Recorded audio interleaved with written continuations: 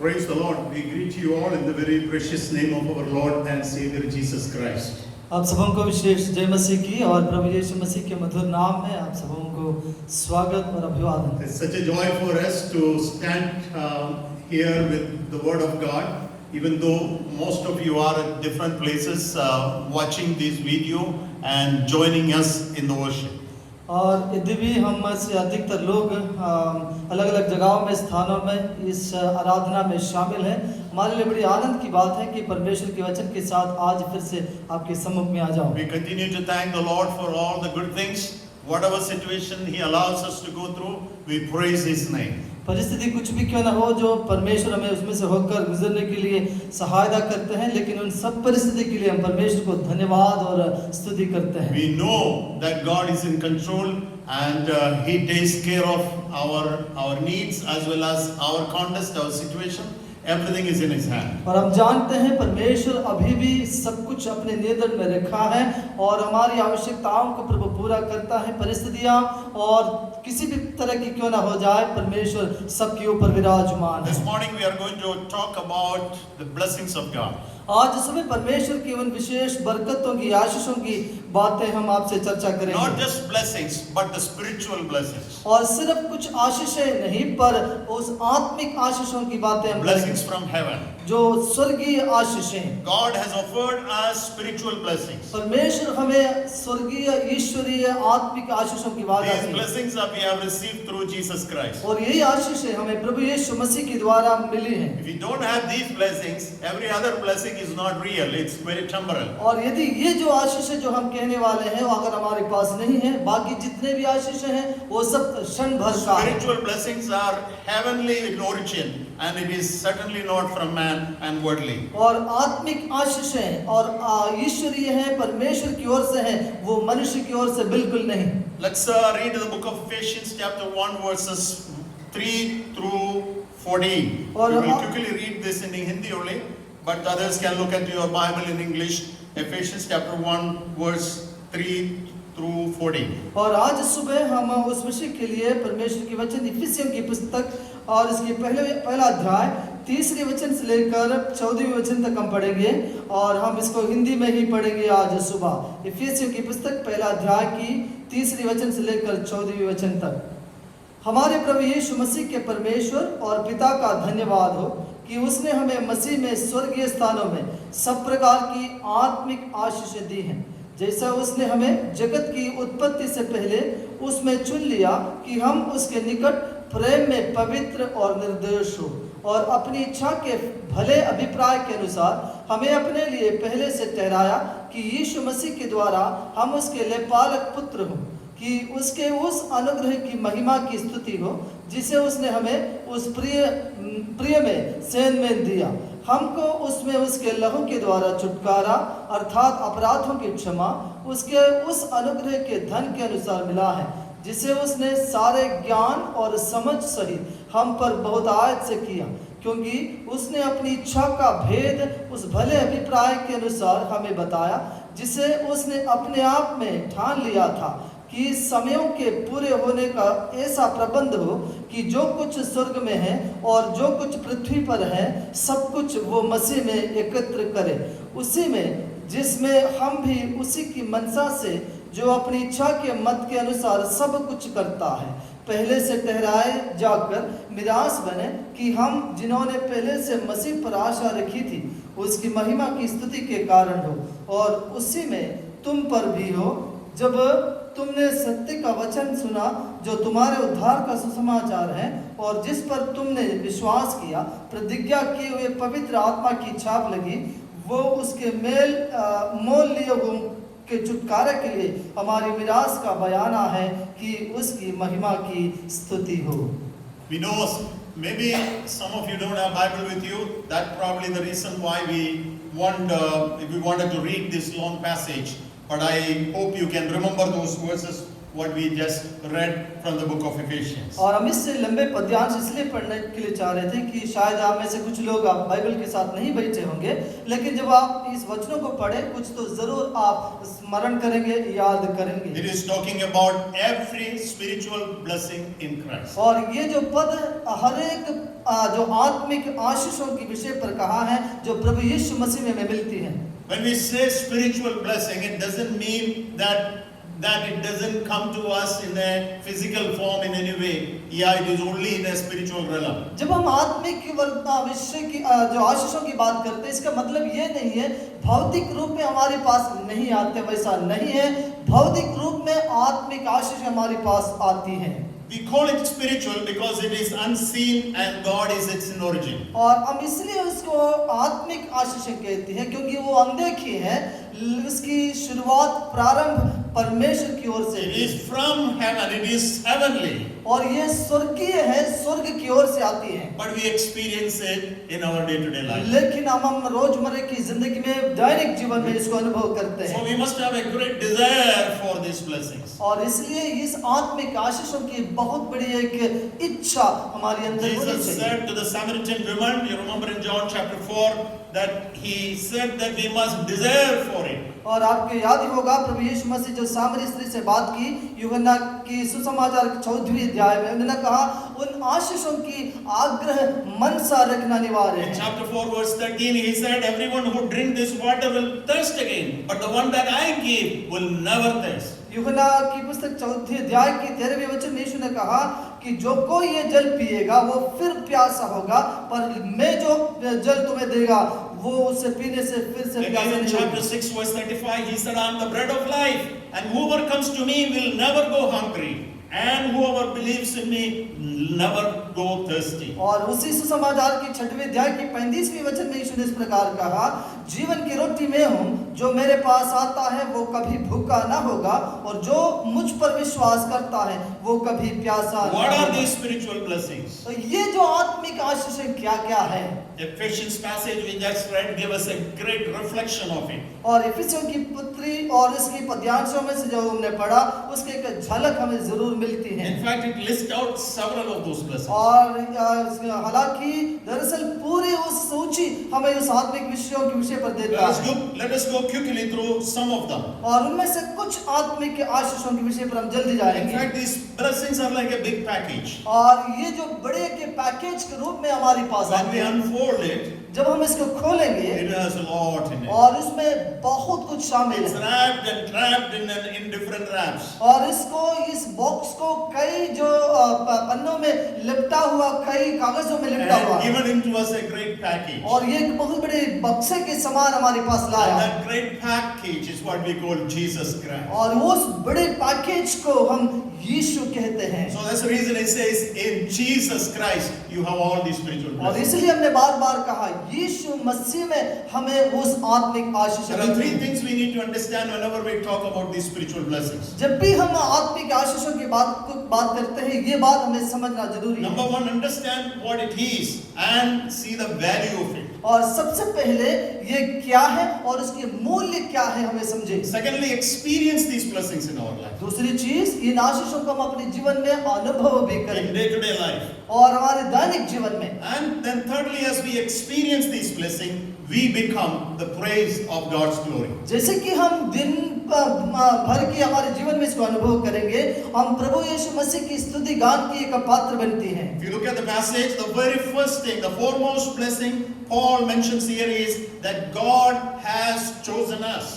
और यदि उस पद्यांश को अगर आप देखोगे, सबसे पहले पौलुस ये बात को कहते हैं, प्रभु परमेश्वर ने हमें मसीह में चुना है। In verse 4 he says, for he chose us in him before the creation of the world. लिखा है जगत की उत्पत्ति से पहले उसने हमें उसमें चुन लिया है। This is a pre-planned one.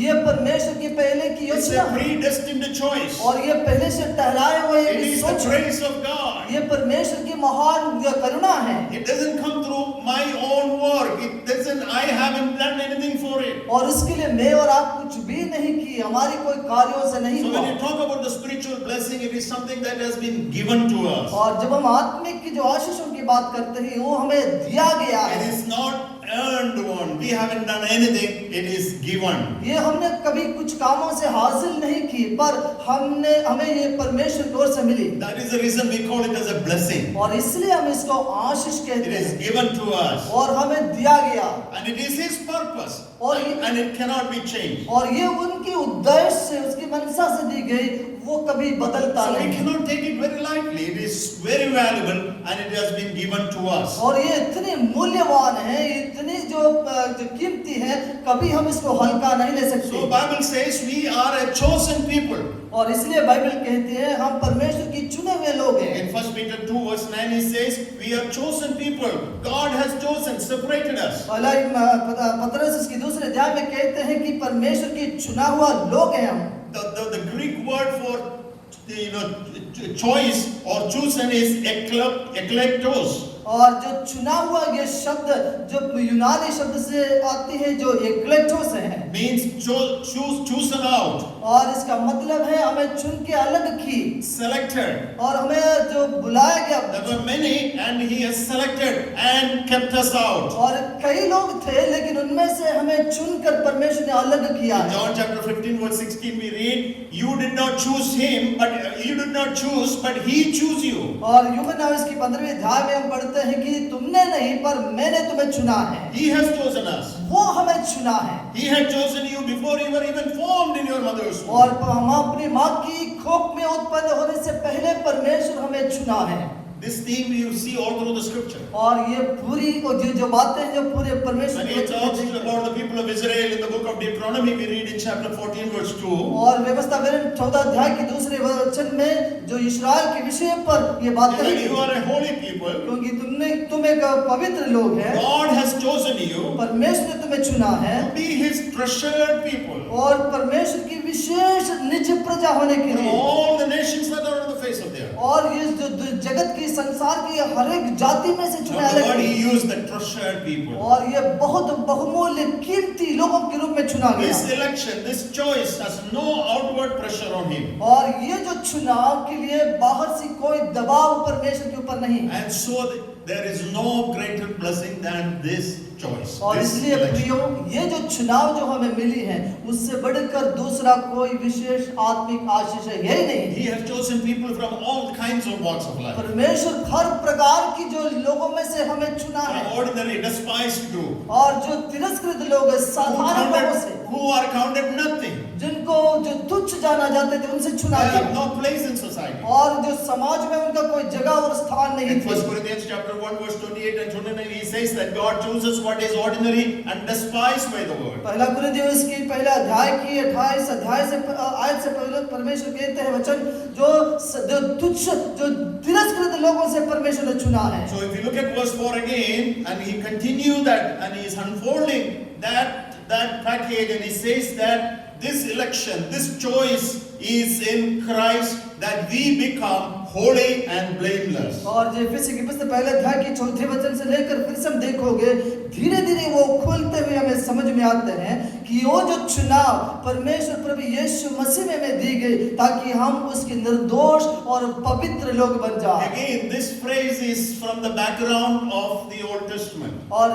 फिर से ये जो शब्द और पुराने नियम की उस पृष्ठभूमि में से निकाला You गया, know, holy and blameless. और जो पवित्र और निर्दोष It's a लोग, priest when he choose a sacrifice, he select a sacrifice. When they bring animals, he select one out of that which is blameless. जो लोग जब जो बलि चढ़ाने के लिए जानवरों को लाते हैं, तब याजक उसमें से निष्कलंक निर्दोष जानवर को चुनते हैं। Only that selected one, the one that the priest has chosen, is worthy for worship. और जो याजक उसमें से जो अलग करते हैं, जो बिल्कुल निर्दोष निष्कलंक है, वो है आराधना की और बलिदान की And योग्य। now Paul says that you are chosen.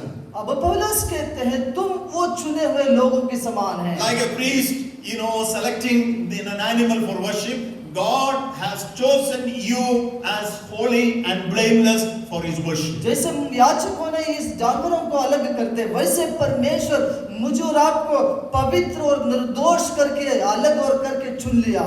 That means we are fit to serve Him. इसका मतलब ये है हम उसकी सेवा की We योग्य are हैं, fit to worship Him. हम उसकी आराधना करने की योग्य बन We गए all have a lot of shortcomings. और उसमें कोई कमी कमजोरी नहीं। But our position now is that we are blameless and we are holy, and now we can worship Him. We are chosen for God's worship. लेकिन अब हम परमेश्वर की आराधना की, उसकी सेवा की योग्य बनकर उसके लिए अलग किया गया, चुना गया। That is a great blessing. ये सबसे बड़ी आत्मिक आशीष है। Think of a situation where millions are there and out of which only few are chosen, and God says, these are the ones that I have accepted it. And that is a great blessing. तो कल्पना करके देखिए, लाखों करोड़ों लोग थे, उसमें से परमेश्वर आपको देखकर कहते हैं मैंने तुम्हें चुन लिया है। तो जब हम इस बात को समझ लेते हैं कितनी अद्भुत है परमेश्वर की Then he चुनाव। moved to, he continued to unfold that package. और जब हम इस पैकेज को धीरे धीरे खुलने लगते हैं, And in verse 5 he says, He has chosen us as adopted sons and daughters. और जो आगे जो 5वीं आयत में जब हम पढ़ते हैं, जो परमेश्वर के वचन कहते हैं हमें उसके लेपालक पुत्र पुत्रियों के रूप में चुना है। You are part of His family. अब हम उसकी घराने के हो गए, God becomes your father. परमेश्वर हमारे पिता बन गए। When many times when somebody selects some children to be adopted, जब कई बार जो परिवार जो बच्चों को गोद लेते हैं, they go लेपालक, through a process.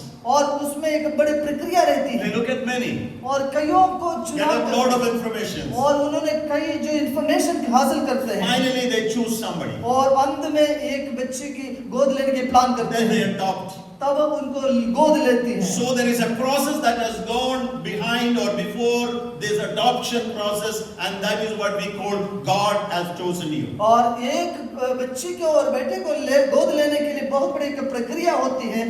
वैसे अगर हम समझे परमेश्वर उस प्रोसेस में होकर हमें चुना है, उसके लेपालक पुत्र पुत्रियां And that's the बनाया। reason in verse 11 he says, You were also chosen, having predestined according to the plan of Him who works out everything. और इसलिए 11वें वचन में लिखा है उसी में जिसमें हम भी उसी की मनसा से जो अपनी इच्छा के मत के अनुसार सब कुछ करता है पहले से ठहराया। Your choice is completely on His purpose and His will. हमारे चुनाव उनकी इच्छा के अनुसार, उनकी मनसा के अनुसार बिल्कुल था।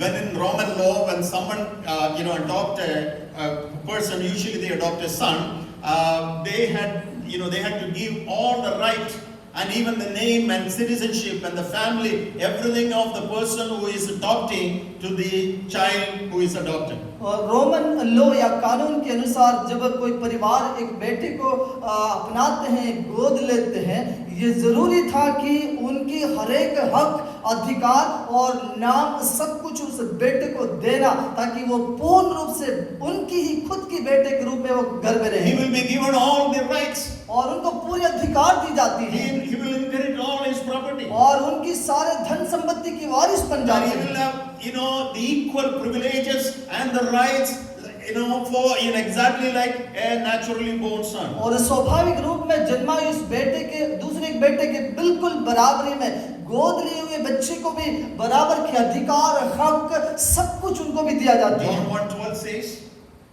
As many as received him, to them he gave the right, the authority to become the children of God. यूहन्ना की सुसमाचार उसकी पहला अध्याय की 12वें वचन में हम पढ़ते हैं, जिन्होंने उस पर विश्वास किया उनको अपने पुत्र होने का अधिकार, संतान होने का अधिकार He gave the right, उन्होंने वो अधिकार दी, the authority, वो सामर्थ्य दी and the right to call you a children of God. और वो अधिकार हमें मिली ताकि हम उसको अब्बा पिता बुलाए और हम उसकी संतान So हो जाएं। being adopted into God's family is the highest of all honors. और इसका मतलब ये है परमेश्वर के घर पे लेपालक पुत्र पुत्रियों के रूप में उसकी गोद लिया जाना वो सबसे बड़ी आशीष है। He choose you and me very specifically to part of His family. विशेष रूप से उसने मुझे और आपको उनकी परिवार के होने के लिए चुना है, अलग किया है। And we have now a new identity. और अब हमारी एक नया पहचान We है, have a new name. हमारे पास एक नया We नाम become है the sons and daughters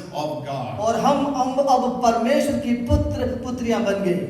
That is what Paul brings up us, the great spiritual blessing. और वही चीज पौलुस हमारे सामने लाकर कहते हैं, वो सबसे बड़े ईश्वरीय देवी का आशीष Sometimes है। we forget about it. कई बार हम इसको भूल We जाते take हैं, it very easy. हम इसको बिल्कुल हल्का समझते Friends, हैं। it's so important that we understand this great blessing that God has given you freely because of His grace. मित्रों, हमें ये बात को समझना जरूरी है, परमेश्वर अपने महान कृपा से मुफ्त में असाइनमेंट में हमें दी गई इस बड़ी आशीषों को समझना और उसको अनुभव करना। In the book of Romans, he brings up the same theme and then he tells us the outcome of this blessing. In other words, how do you experience this blessing in your day-to-day life? और रोमी की पुस्तक में पौलुस इस विषय को फिर से बताते हैं और उसके परिणाम और उसके पश्चात जो हमें मिलने वाला हर आशीषों को हम अपने दैनिक जीवन में उसको अनुभव कैसे करें। You are chosen, you are adopted, you are blameless, but these are all theories.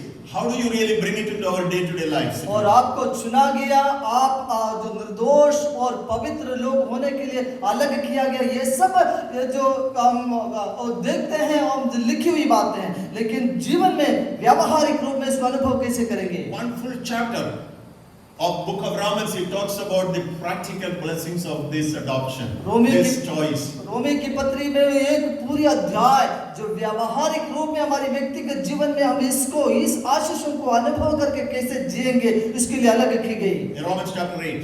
और वो अध्याय है रोमी की Number पुस्तक 1, 8 the first blessing, the first experience. How do you experience? It says, now there is no condemnation for those who are in Christ. सबसे पहले हम इसको अनुभव कैसे करेंगे। पहला आयत देखिए 8वें अध्याय की, अब जो मसीह यीशु में है उन पर दंड की आज्ञा नहीं। There is no condemnation, there is no punishment over you. और उनके ऊपर कोई सजा नहीं, कोई दंड नहीं, कोई दोष नहीं लगाए जाते हैं। Now you are a free person. और अब आप स्वतंत्र हैं। And God wants you to walk every day free. और परमेश्वर चाहते हैं कि हम प्रतिदिन स्वतंत्र होकर जिए। Not to leave us a contempt person. और एक दंड की आज्ञा के साथ नहीं, पर बिल्कुल आजाद होकर चले। Punishment is already done. और जो सजा वो पहले से दे You चुके are हैं। set free. और अब आपको आजाद की गई। You are the son of God. आप परमेश्वर की You are संतान a हैं। child of God. और परमेश्वर की संतान You हैं। are a blameless person. और आप निर्दोष हैं। You are a recognized and accepted person. और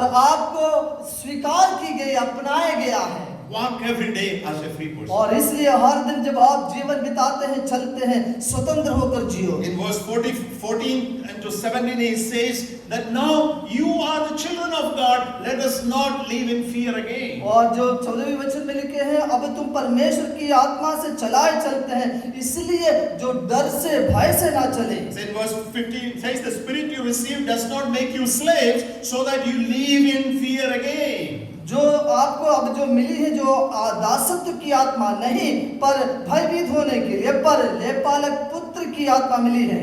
And then we continue to say that you have the freedom to call him Abba Father. और आगे इस प्रकार लिखते हैं, अब हम उनको हे अब्बा, हे पिता कहकर पुकारते हैं। In other words, there is a very close relationship in which you call him as your father in a day-to-day basis. और इसका मतलब यह है, हमारे प्रतिदिन के जीवन में हम उसको पिता कहकर पुकारते हुए पिता और पुत्र के संबंध में जीते हैं। And also you share the blessings, you share the glory of God every day. और इसके साथ साथ परमेश्वर की उस महिमा हम अपने जीवन में और अपनाते हैं, स्वीकार करते हैं। Listen, you are the children of God. सुनिए, आप परमेश्वर के संतान हैं। When you are children of God, जब आप परमेश्वर के संतान you हैं, share the glory of God. तब परमेश्वर की ग्लोरी, महिमा का भी आप हकदार हैं। You look at verse 17, at the end of verse 17, the second half, indeed we share in his sufferings in order that we may also share in his glory. 17वें वचन की आखिरी भाग को देखिए कि जब हम उसके साथ दुख उठाए तो उसके साथ महिमा भी पाए। In verse 29, in the same chapter 29 to 31, he says, we are conformed to the image of his son. और उसी अध्याय की 29वें वचन से लेकर आगे पढ़ोगे तो लिखा है, हम उसके पुत्र की उसके समान बदलने के लिए हमें बुलाए। We are conformed to the image of his his और son. हम उसके पुत्र के अनुरूप में बदल रहा है। So this is an experience of the choice. This is an experience of that you become a child of God in everyday life. और ये वो अनुभव है कि हम प्रतिदिन जीते वक्त हम उसके पुत्र होने के नाते और उसके पुत्र प्रभु यीशु मसीह के समान बदलते हुए जिए। Now in verse 31 he says, और 31 वचन में देखिए, if God is for us, who can be against us? अगर हम इन बात यदि परमेश्वर हमारी ओर है तो हमारे विरोधी कौन हो सकता That है? is what I am experiencing every day. और वही तो मैं अपने जीवन में It is अनुभव not करता just हूँ। a theory alone. और ये कोई थियरी नहीं कहीं लिखी हुई है That I am a child of God, I am adopted and my name is there. और मैं एक गोद लिया हुआ बेटा हूँ, मैं उनका संतान हूँ, मेरा नाम लिखा है, वैसा नहीं है। Because God is for me, और इसलिए कि परमेश्वर मेरी ओर है, because I am a child of God, इसलिए कि मैं उनके संतान हूँ, God is for me and nobody can be against us. परमेश्वर मेरे साथ है, मेरे संग है, कौन मेरे विरोधी हो सकती है? Friends, this morning we must understand in our every situations of life, God stands with you, God is for you, and He will support you in every situation. मित्रों, ये बात हमें समझना है कि हमारी एक एक दिन की जिंदगी में परमेश्वर हमारी ओर है, हमारे साथ है, हमारे साथ जीते हैं और हम उस अनुभव में हर प्रतिदिन जीवन And बिताते He हैं। says, nobody can be against you. और लिखा है, Hallelujah. अब कोई आपकी विरोधी नहीं हो सकता, No one can be against you. कोई भी नहीं। That's the victorious life. और वो एक जयवन की जीवन है। And in verse 32 He says, He will give everything for you. और 32वें वचन में लिखा है, इसलिए उन्होंने हमें वो हमें सब कुछ देगा Graciously give us everything. और बहुत अनुग्रह के साथ सब कुछ वो हमें देगा। Hallelujah. Amen. Hallelujah. Hallelujah. Everything. सब कुछ Father has everything and it belongs to you. पिता के पास सब कुछ है, वो अब हमारा भी है। In verse 37 he says, और 37वें वचन में लिखा है, in all things we are more than conquerors. और इस सब में हम जीवन से भी बढ़कर हैं। In every adverse situation. और हर विपरीत परिस्थिति में Because of this relationship. और इसी रिश्ते के साथ, Because you are chosen. इसलिए कि हम चुने हुए लोग, Because you are blameless. इसलिए हम निर्दोष, Because you are an adopted son. इसलिए कि हमें गोद ली गई, You are more than conquerors. अब मैं और आप जीवन से भी बढ़कर हैं। Hallelujah. Hallelujah. And this is simply because of the relationship, my brothers. और मित्रों, ये सिर्फ हमारी उस रिश्ते से हमें मिली है। Hallelujah. Amen. So Paul wants us to understand the greatness of this blessing. और अब पौलुस चाहते कि हम इस बड़ी उस आशीषों की महत्व And को then it समझें reflects into us as we walk every day. और इसके साथ साथ प्रतिदिन के हमारे जीवन में यह प्रकट होते जाए और दूसरे को दिखाई दे। Let's go back to Ephesians again and see the next blessing he's talking और about. इफिसियों की पुस्तक में जाकर हम आगे की ओर देखें जो आशीष होगी। In verse 7 he says, और 7वें वचन में, in him we have redemption through his blood, the forgiveness of sin. और उसके लहू के द्वारा अब हमारी छुटकारा है और अपराधों की क्षमा भी है। And Paul sees, or the writer sees it as one of the great spiritual blessings. और जो लेखक जो पौल वो सबसे बड़ी आशीषों के रूप में लिखता है और जिक्र करते हैं Redemption and forgiveness. छुटकारा और अपराधों की क्षमा, And he says it's a great blessing. और ये सबसे बड़ी आशीष है। In again the word redemption in the Roman understanding, or in those days, it is talking about setting someone free by paying a ransom. और उन दिनों की जो उस पृष्ठभूमि के अनुसार और रोमी कानून के अनुसार छुटकारा या रिडेम्पशन ये है किसी को खरीद कर बहुत बड़े कीमत So चुकाकर उसको खरीद के फ्री देना। There is a technical English word used for this redemption, setting a slave free. You know, those places and times when there was slavery, manumission is the word that is used for this freedom. और उन दिनों में जो दासों को, जो गुलामों को खरीद कर जो आजाद करते थे, इसके लिए विशेष एक अंग्रेजी शब्द इस्तेमाल करते थे उसके लिए। And redeemed means buying back a slave. और रिडेम्पशन और रिडीम्ड मतलब वो जो गुलामी से हमें खरीदा गया, आजाद की गई। Someone pays the price of it and set a slave free. और किसी ने उसके लिए बहुत बड़े की कीमत चुकाई और हम जो गुलामी में थे हमें खरीदा गया, अलग की गई। So what kind of a slavery we were? किस तरह की जो दासत्व में था? The Bible says we were under the slavery of sin. और परमेश्वर के वचन कहते हैं हम उस पाप की Slavery of दासत्व guilt में, and guilt and death. और हम उस मृत्यु की और दोष भावना की उस पाप की दासत्व में हम थे। This was putting us down every time. और ये चीज हमेशा हमें निराशा में डालते थे, हताश करते This थे, has made us slave. और ये हमें एक गुलाम बनाया। So we were slave of sin, slave of guilt, slave of death. और इसका मतलब हम पाप की और मृत्यु की बड़े गुलामी में उसकी दासत्व में रहा करते We look थे। back our own life, we could see this one. isn't it? देखिए हम अपनी खुद की जिंदगी को ये जरूर हम We समझ आए, consciously rebelled against God's law. और हम सच में परमेश्वर की नियम कानून की विपरीत में We थे। ignored the wisdom, we ignored God's moral laws. परमेश्वर की ज्ञान और बुद्धि उसकी उस व्यवस्था के खिलाफ थे हम। But today we are forgiven. लेकिन आज हम पाप की क्षमा पाते Today we are हैं, redeemed. और आज हमारी छुटकारा हो चुकी है, And He paid the price. और उसके लिए उसने कीमत चुकाई। The Bible says that praise is the blood of Christ. और परमेश्वर की वचन कहते हैं वो कीमत उनकी लहू था। And again, there is an Old Testament a connection or a theme of this redemption with the blood.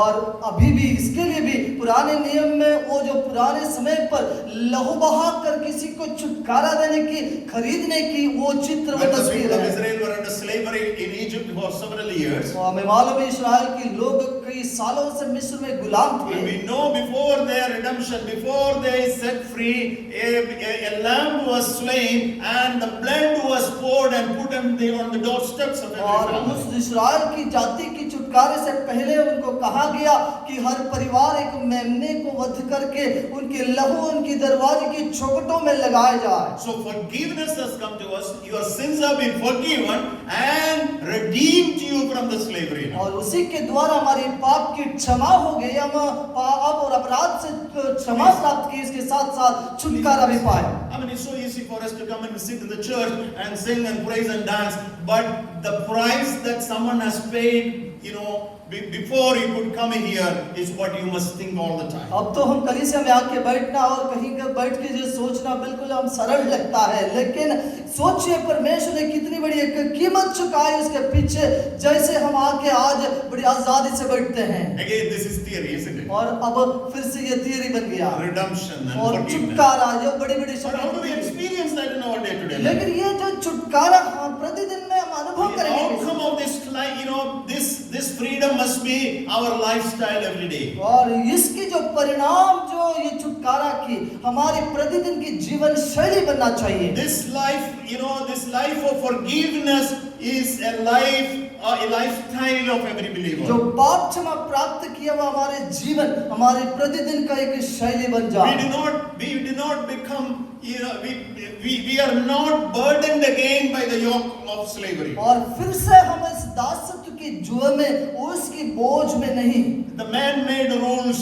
और मनुष्य की कल्पना and से बनाई regulations गई and traditions of this और जो world. परंपराएं कई चीजें बड़े बोझ ना बन The जाए। whole book of Galatians talking about this freedom. और गिलाती की पुस्तक ये पूरी स्वतंत्रता की बात की है, The freedom that Jesus has given us. जो प्रभु यीशु मसीह के द्वारा जो हमें मिली। In every culture, it's not only in the Old Testament, the Jewish system, every culture, in every religion, in every area, we were put under slavery of man-made human rules and traditions and superstitions. We were living in that kind of a ये lifestyle. सिर्फ यहूदी नियमों में, कानूनों में और उनकी संस्कृति में नहीं था, लेकिन हर प्रकार की संस्कृति में, नियमों में और उसके धार्मिक जिस सिद्धांतों में हम उसकी गुलामी में, मानसिक रूप में बनाए गए विधियों के अंदर में और उसकी जो कल्पनाओं के नीचे दबे हुए थे। Fear of spirits, fear of days, fear of many months and seasons and other things. कई बातों की डर भय से हम जीते थे, जो ऐसी आत्माओं की डर,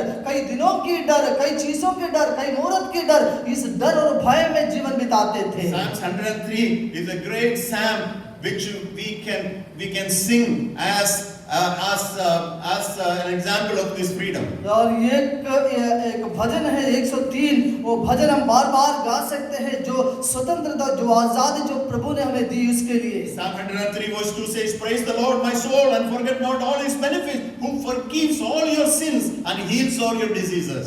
103 भजन उसकी दूसरा वचन आयत देखिए, हे मेरे मन यहोवा को धन्य कह और उसके किसी उपकार को ना भूलना। Who redeems your life from the pit and crowns you with love and compassion. वही तो तेरे सब अधर्म को क्षमा करता और तेरे सब रोगों को चंगा करता है। And the next one, who redeems your life from the pit and crowns you with love and और compassion. आगे देखिए, वही तो तेरे प्राण को नष्ट होने से बचा लेता है और तेरे सिर पर करुणा और दया का मुकुट बांधता है। See, you have been redeemed from the pit और आपको अब उस गड्ढे से निकाला and गया then crowned you with love and और compassion. आपको करुणा और दया की मुकुट As उसके I ऊपर walk रखी है। freely outside, और हमें अभी हम स्वतंत्र होकर I चल रहे हैं feel the very love of God और अब हम परमेश्वर की and उस the very प्रेम को महसूस compassion of करते हैं God. और परमेश्वर की दया करुणा में अनुभव And करता that is हूं। the reason Psalm 103 says, He has forgiven all my sins. और इसलिए 103 भजन में लिखा है, भजनकार कहते हैं उसने मेरे सारे अपराधों को क्षमा की, इसलिए है मेरे मन उसको उपकार को ना And भूल। He satisfies my desires with good things. वो तो मेरी लालसा को Hallelujah. उत्तम पदार्थों से तृप्त करता है। That you experience every day. वो हम प्रतिदिन के जीवन में Every अनुभव day करते of हैं। our life.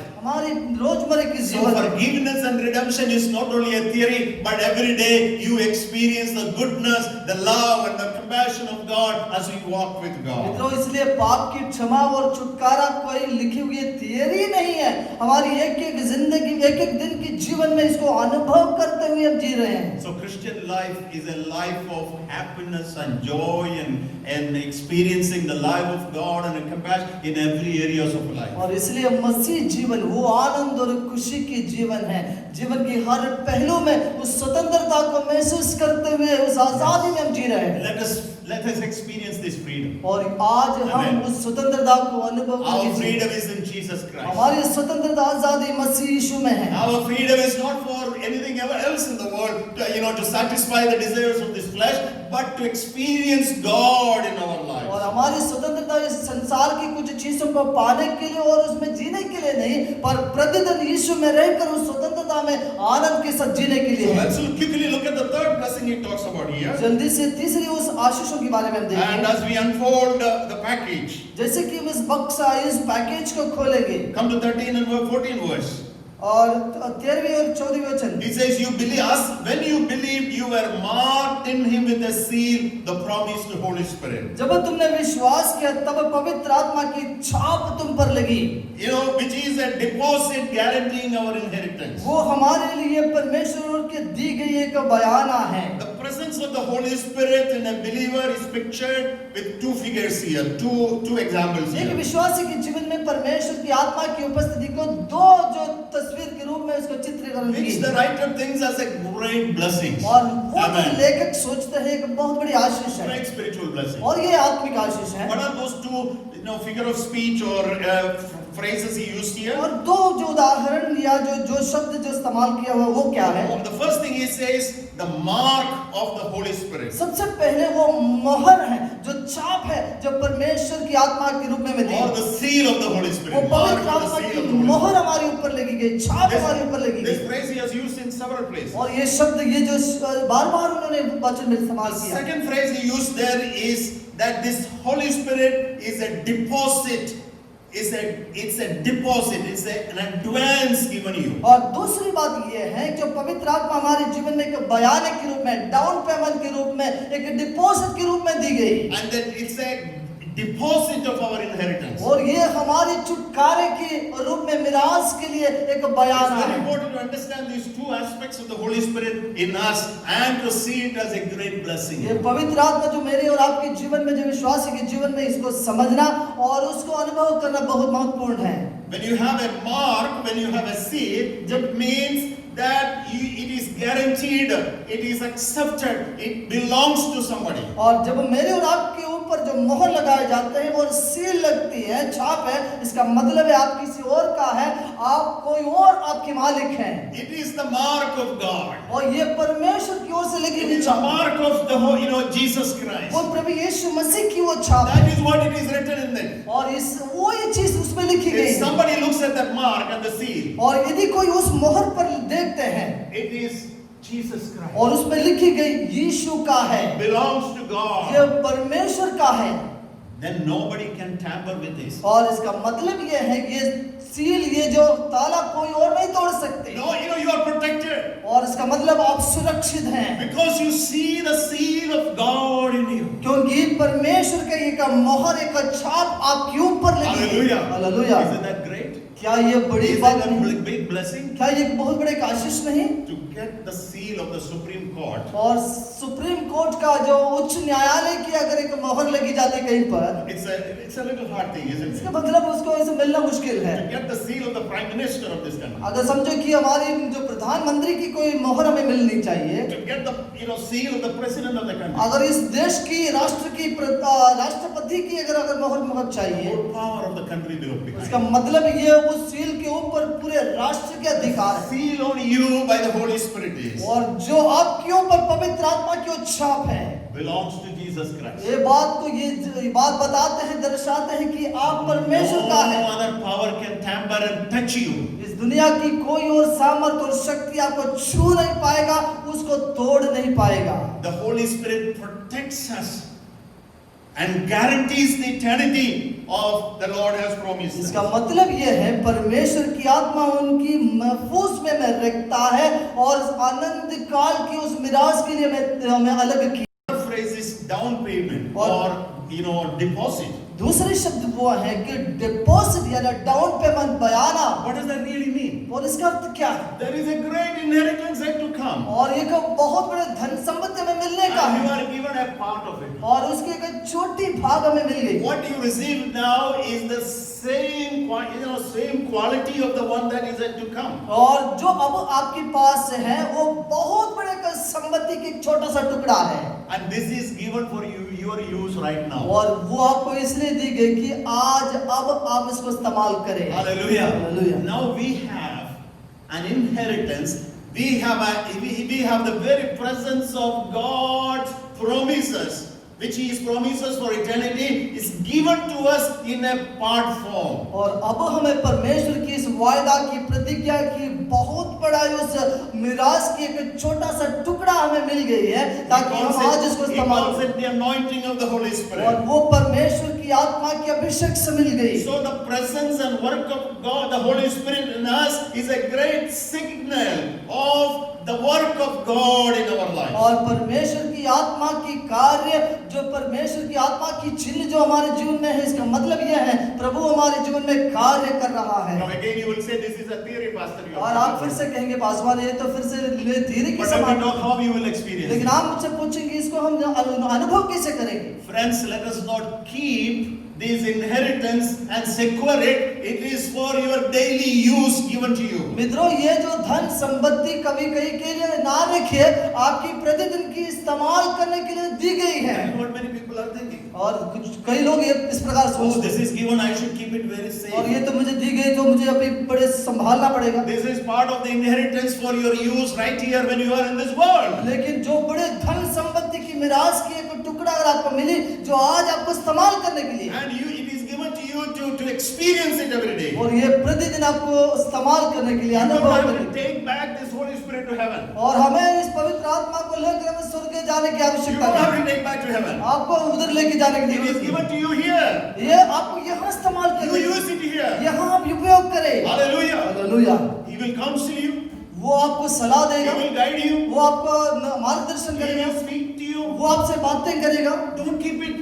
Use the power of the Holy Spirit in your life every day. और आपको इस परमेश्वर की आत्मा को प्रतिदिन आपके जीवन में अनुभव करते ही रहना है। When you belong to the Lord, when you have the seal of God in you, when you have that down payment with you, जब आप परमेश्वर का है, जब परमेश्वर की छाप और मोहर आपके ऊपर है, परमेश्वर ने वो डाउन पेमेंट की है, वो उसके बयाना है। हम nobody can take you.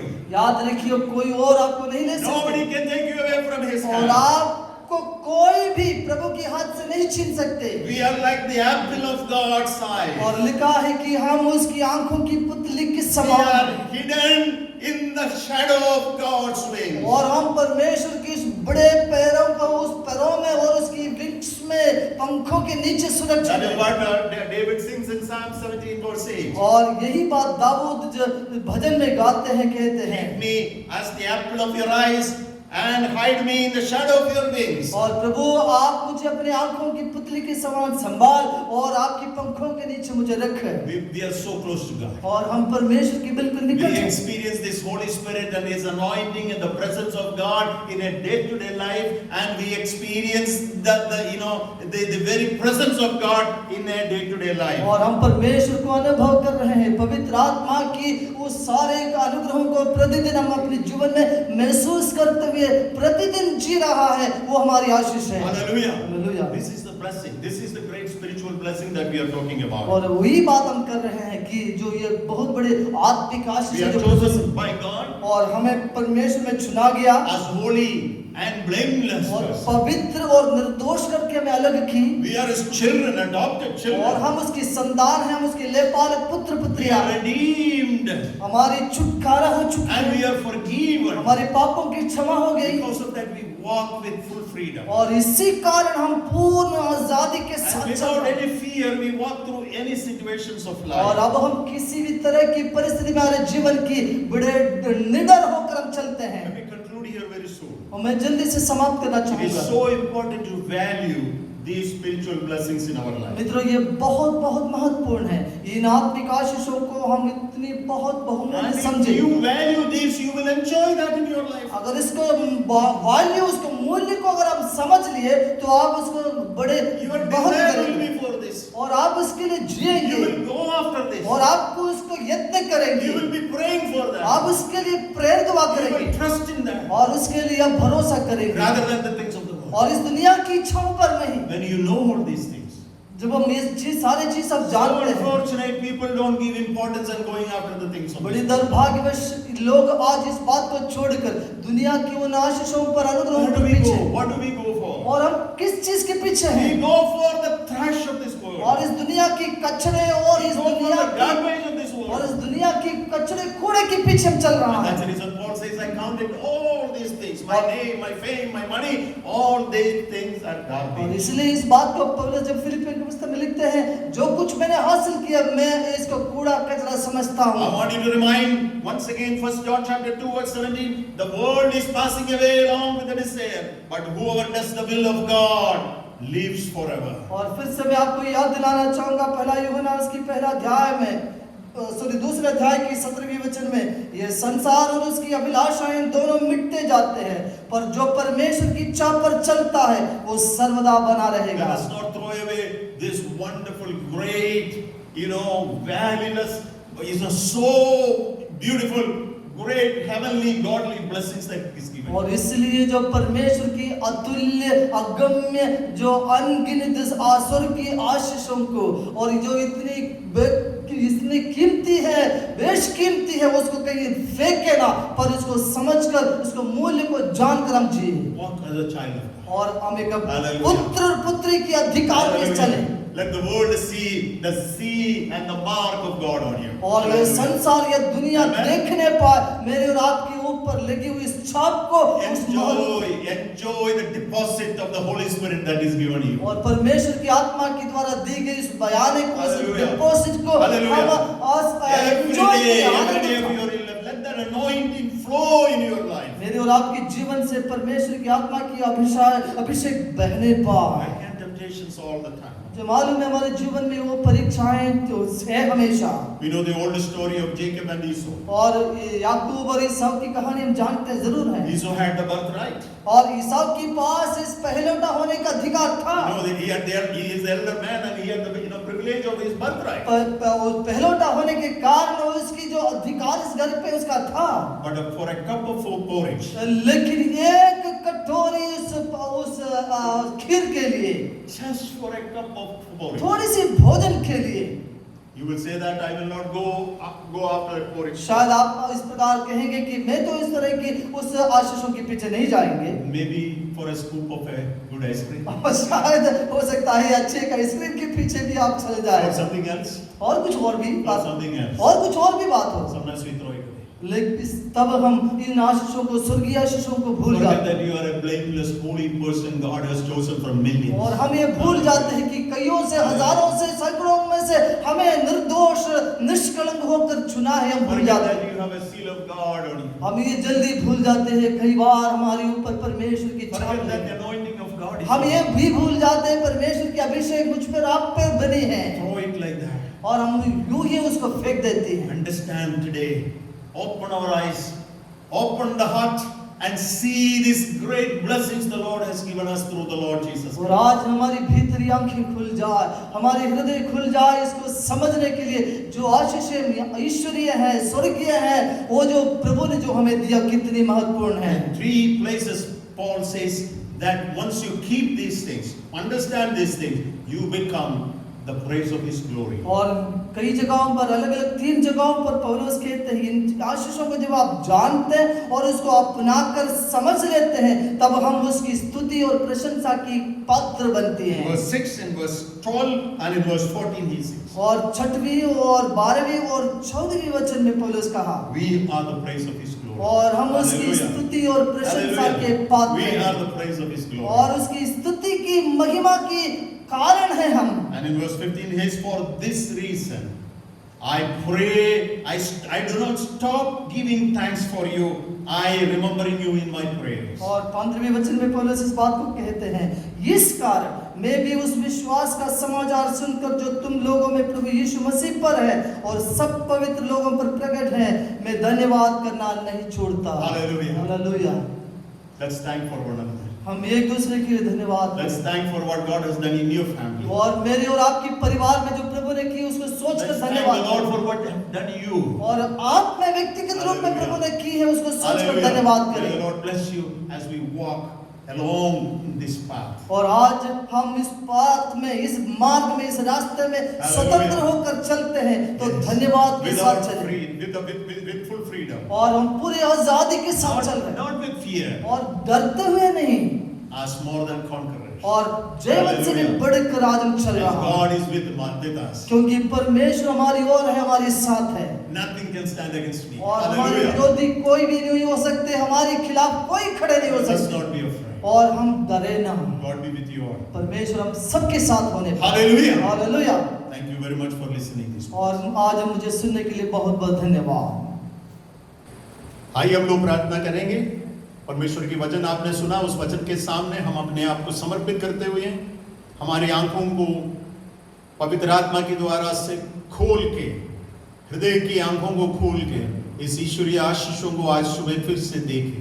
परमेश्वर को धन्यवाद देते हुए प्रार्थना करें। जीव दे सर्वशक्तिमान परमेश्वर पिता, आपकी तमाम आशीषों के लिए हम धन्यवाद करते हैं। हम ऐसी परिस्थिति में थे जब हमें कोई नहीं चाहते थे प्रभु, हम ऐसे बहुत बड़े गड्ढे पर थे, पाप और अधर्म में मरे हुए परिस्थिति में थे, दुनिया में बेकार परिस्थिति में थे, लेकिन प्रभु यीशु मसीह के द्वारा से हमें मोल लेके प्रभु जी आपने हमें बड़ी ऊंची जगह पर खड़ा किया, इसलिए हम धन्यवाद करते हैं। आपकी इस बड़ी प्रेम के लिए, आपकी तमाम आशीषों के लिए हम आपको धन्यवाद करते हैं। आपके अनुग्रह हमारे ऊपर बहुत आए से रहे प्रतिदिन। इसको प्रभु जी हम बहुत बहुमूल्य समझ के उसको सुरक्षित हमारे जीवन में रखने के लिए हमें सहायता करें। हमारी हर चाल चलन में, हमारे जीवन की हर परिस्थिति में हम इस बात को समझ सकें। तेरे अनुग्रह हमारे साथ बहुत आए से रहे। कलीसिया के प्रत्येक सदस्यों के लिए हम लोग दुआ करते हैं। अपने अपने घरों में जो बैठ के आज आराधना में भाग लिया लेकिन परेशान है, पीड़ित है, दुखित है, उनके लिए विशेष दुआ करते हैं। परमेश्वर हमारे देश के लिए हम विशेष प्रार्थना करते हैं, हमारे शहर के लिए परमेश्वर आप अनुग्रह करें, दया करें। विशेष गरीब और परेशान, पीड़ित, बीमार लोगों के लिए हम दुआ करते हैं।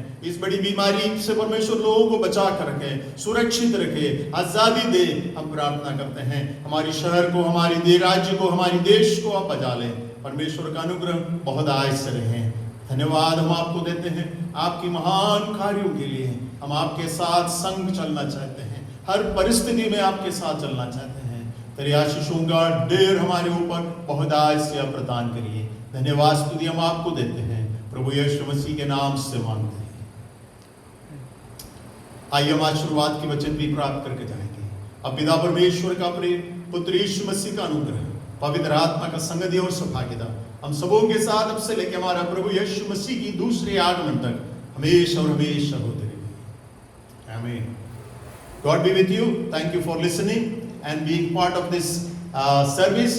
and I know you have been, sitting in different places and countries. Thank you for your feedbacks. आप में से कई लोग हमें लिखा है पिछले हफ्तों में, उसके लिए हम धन्यवाद देते हैं. Please keep writing to us and send your informations, and we will keep praying for you. This is a prayer church which is praying for people. आपकी आवश्यकताएं हमें लिखित रूप से भेजिए, हम आपको प्रार्थना में भी याद करेंगे. God be with you. Thank you very much.